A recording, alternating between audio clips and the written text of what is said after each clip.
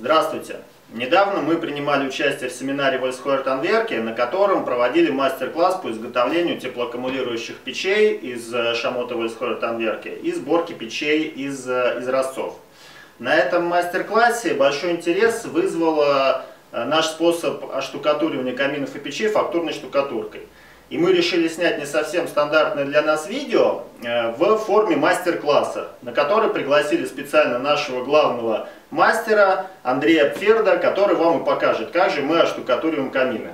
Андрей, спасибо, что согласился принять участие. Передаю тебе слово. Всем привет! Кто меня знает, кто меня не знает. С чего хочу начать?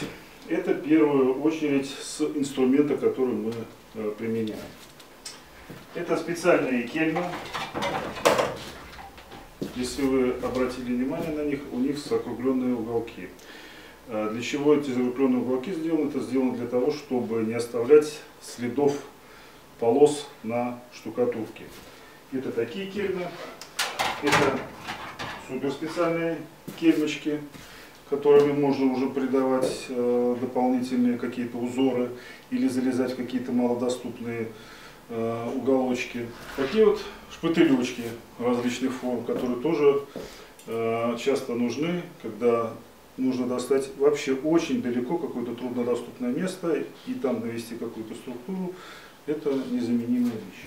Валики, которые можно делать очень интересные фактуры. Причем, заметьте, на одном валике сделаны отверстия. С помощью такого валика можно создавать более крупную фактуру и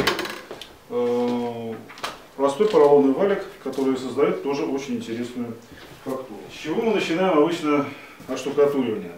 Оштукатуривание мы начинаем с того, что придаем нашим каминам очень правильную геометрию. Фактурная штукатурка подразумевает под собой, что она наносится на абсолютно ровную и оштукатуренную предварительно какой-то другой штукатуркой стену. Если для фактурной штукатурки, если фактурную штукатурку будем наносить, грубо говоря, на кирпичную стену, то никакой фактуры не получится. Я использую для придания геометрии каминам простой ротбанд. Многие меня за это ругают, говорят, что ротбанд нельзя использовать для каминов и печей. Я могу с высоты своего 25-летнего опыта сказать, что ротбанд прекрасно себя ведет на печных конструкциях. После того, как придана геометрия камину, стенку обязательно надо прогрунтовать. Обязательно. Грунтовка — это одно из основных правил. Без грунтовки вообще лучше ничего не делать, потому что без грунтовки штукатурка может отвалиться и так далее. Короче говоря, обязательно после каждой операции грунтовать. Мы должны вначале нанести штукатурку таким образом, чтобы полностью закрыть все основание, чтобы не было никаких у нас проплешин. Значит, для этого просто мы берем мастерок, терку какую-то и, прижимая плотно ее к стене, наносим эту штукатурку, не обращая внимания никакого, какая фактура у нас при этом получается. Главное сейчас добиться того, чтобы не было никаких проплешин, скажем, вот таких вот типа, чтобы штукатурка все полностью покрыла. Я специально купил малярную ленту для того, чтобы на одном листе показать различные способы, различные фактуры, как можно делать.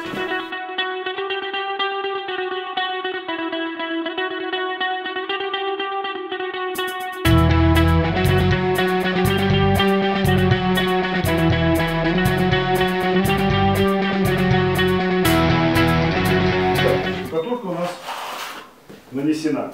Сейчас я покажу самые простые способы, как оштукатурить, сделать какую-то фактуру с помощью валика.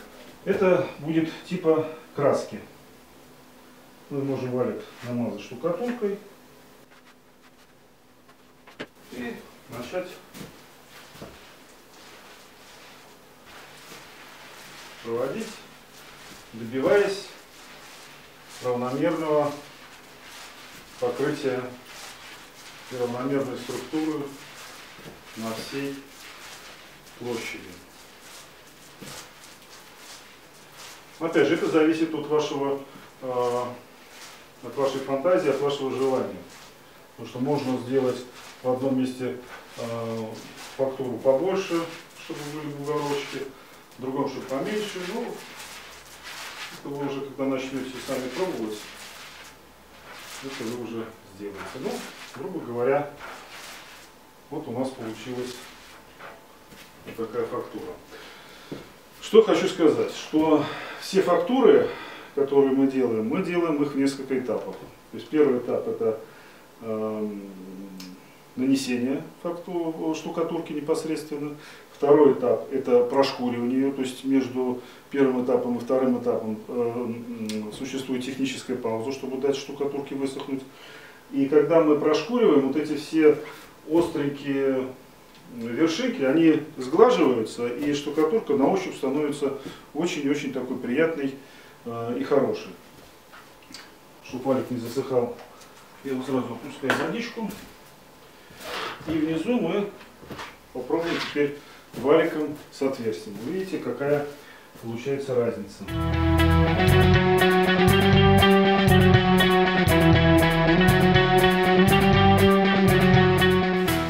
Для валика с отверстием нужно штукатурки брать немножко побольше, потому что, естественно, из-за того, что у него вот эти есть отверстия, фактура становится более глубокой и требуется более большой расход штукатурки.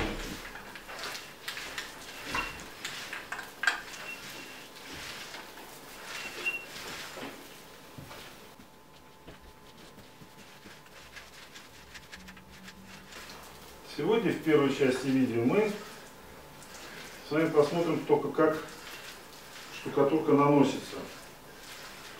Когда она высохнет,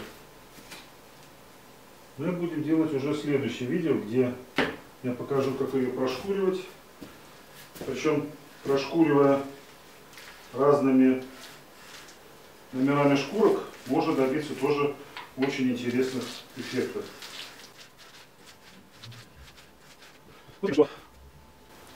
Что фактура на втором образце, она гораздо получилась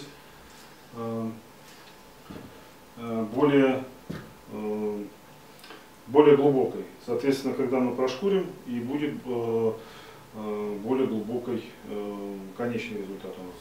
Следующую фактуру, которую я хочу показать, которую мы наиболее часто используем, ее иногда называют старый замок, как только не называют. Но, на мой взгляд, она наиболее интересна. И с помощью колеровки можно очень хорошо подчеркнуть вот эту саму фактуру. Но, как я сказал, как всегда, мы вначале наносим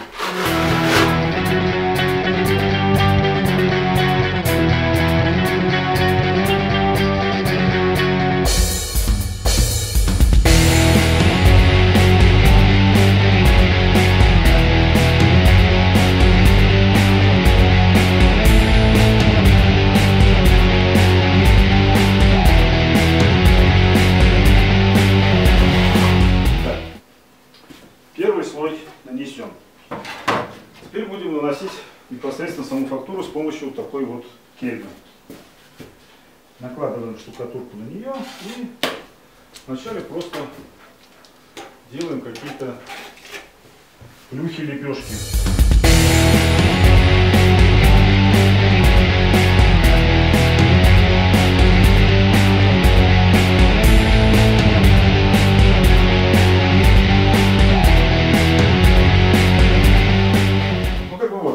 Штукатурка так нанесена, и теперь будем мы кельмой создавать какие-то узоры.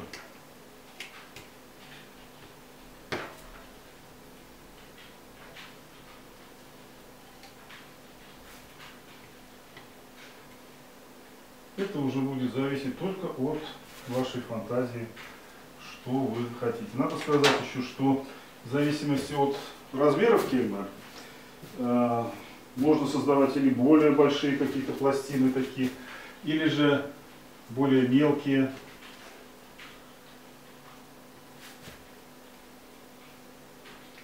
Вот эта техника, когда кельму прижимаешь и потом вот так вот отрываешь, это называется наотлип.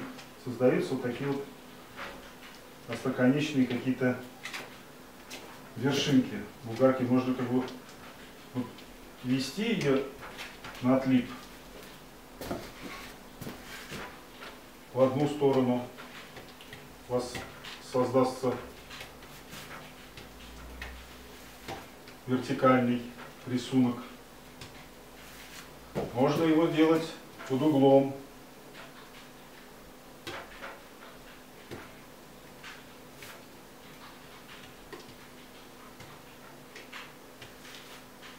С помощью вот этого инструментика можно делать какие-то круговые элементики. Вот такими вот круговыми элементами очень много каминов украшено в Австрии, Германии.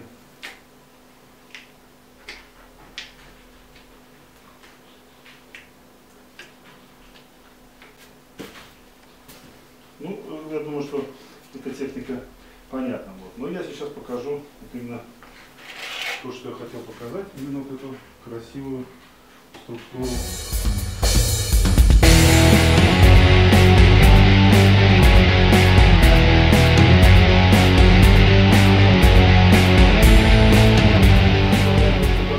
Вы должны наблюдать за тем, чтобы не получилось потеков штукатурки под собственным весом.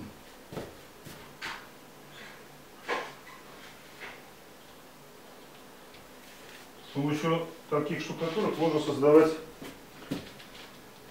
полностью эффект коры дерева, можно создавать эффект натурального камня, причем камня, который в своем массиве имеет как раз толщину. И такая вот терочка, это такая же в принципе, как и первая, только она пластмассовая. К ней штукатурка прилипает немножко по-другому. И эффект, ей можно больше, скажем, делать таких вот продолговатых линий. К ней из-за того, что липнет она получше, она начинает за собой штукатурку тянуть.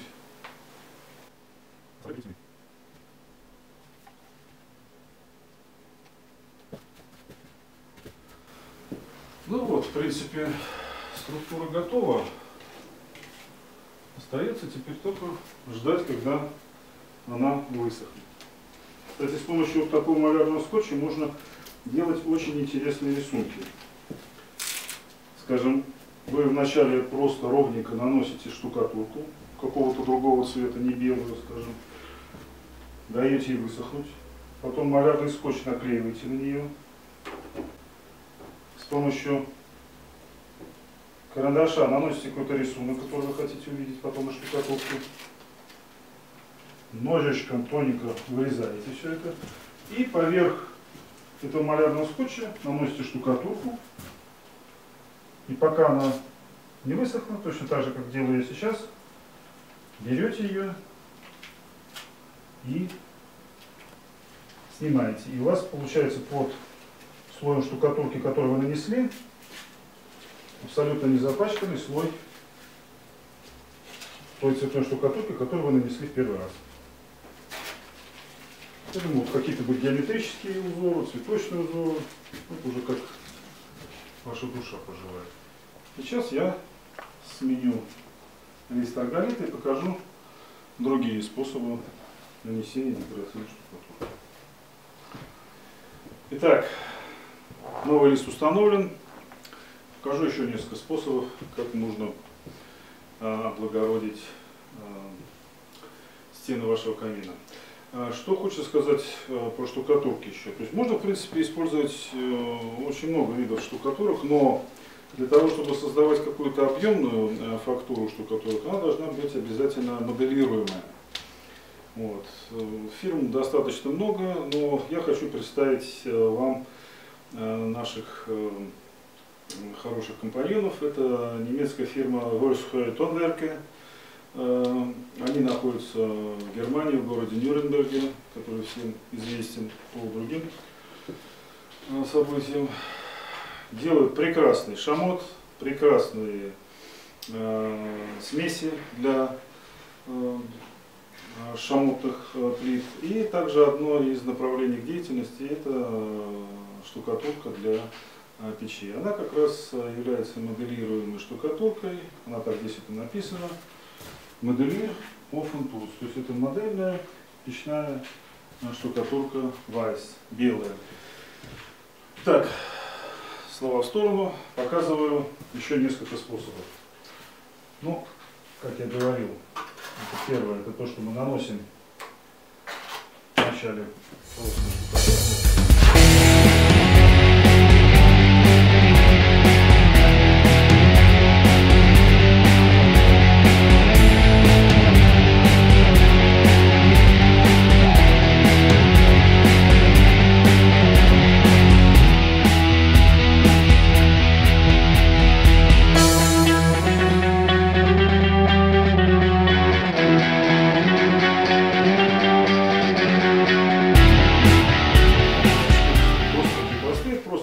Мы даже на кисточку набираем штукатурку и начинаем делать какие-то произвольные линии. То есть сначала создаем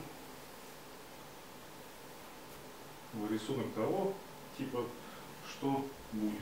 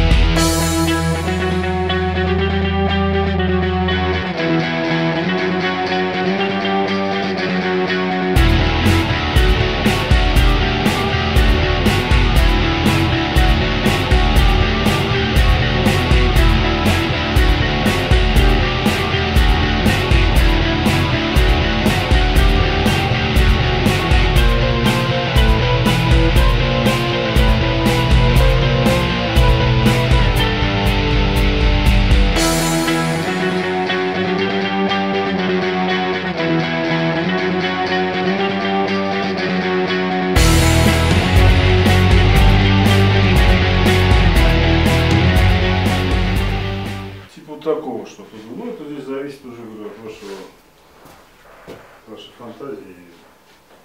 Изгаляться можно долго. Придумать можно, в принципе, любой рисунок. То есть из нее можно создавать, в принципе, полноценные какие-то такие полубарельефы. А вот эффект морской волны, если вы заколируете непосредственно штукатурку перед тем, как ее наносить, скажем, такой бирюзово-голубой цвет, ну, цвет именно морской воды, и сделаете ту технику, которую я сейчас покажу. То есть наносится так штукатурка более толстым слоем, и потом кельмой вот так вот, не в сторону никуда оттягивая, а именно просто на себя. Вот так вот оттягиваете. Причем в одних местах можно штукатурочки поменьше сделать, там гребешки будут тогда поменьше.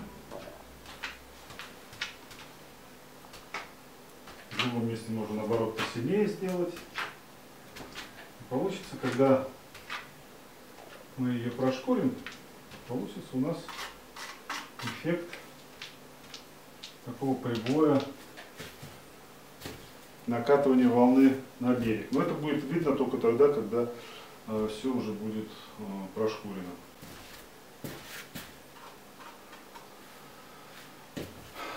Еще очень один интересный способ нанесения — это под старую выветренную штукатурку.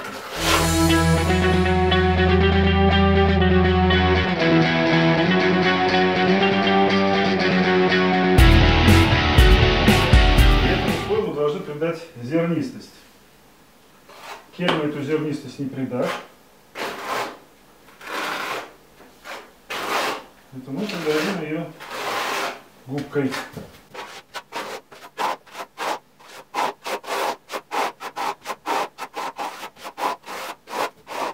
Берется губочка, мочится в воде, сжимается почти насухо и очень легкими движениями начинается вот это, она растираться, так, чтобы появился вот этот песочек, выявился он. Надо стараться делать так, чтобы не оставалось таких вот плоских мест, вот этих следы, чтобы убрали следы от кельмы, которые мы растирали, вот этот первый слой. Так, чтобы оно получилось такой неоднородной песчаной структурой.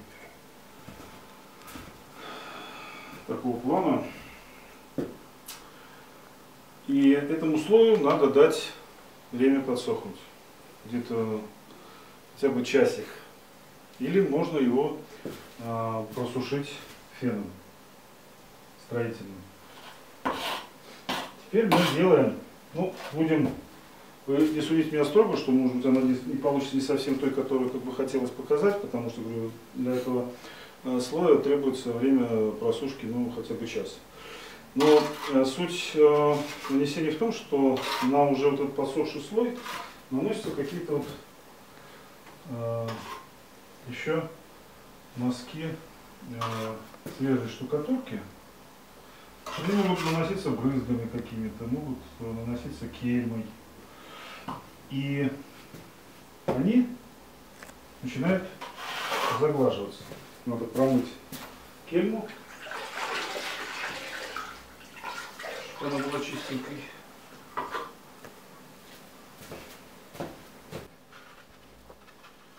У нас получаются вот такие какие-то гладкие лепехи на шероховатом фоне. Кельму надо протирать, чтобы она не тянула за собой.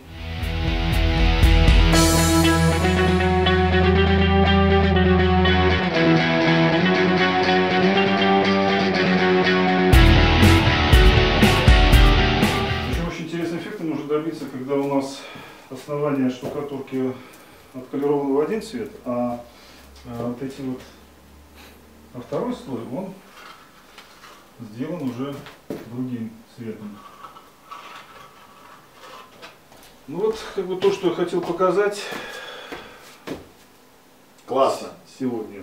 А в следующем видео мы уже покажем, как это все можно ошкурить и заколеровать, так, чтобы не выглядело непонятно чем, а стало бы уже законченным изделием. Следующее видео выйдет в ближайшее время, поэтому следите за нашим каналом, обязательно подписывайтесь. И если вам понравилось это видео, если оно было полезно, пожалуйста, пишите об этом в комментариях. Нам очень важно знать ваше мнение для того, чтобы понимать, двигаться ли нам в направлении записи вот таких мастер-классов. Заходите на наш сайт www.almut.ru. Там вы можете увидеть огромное количество каминов, которые мы делали и которые оштукатуривали вот таким способом. Камины, которые делал непосредственно Андрей. На сегодня, пожалуй, все. До свидания.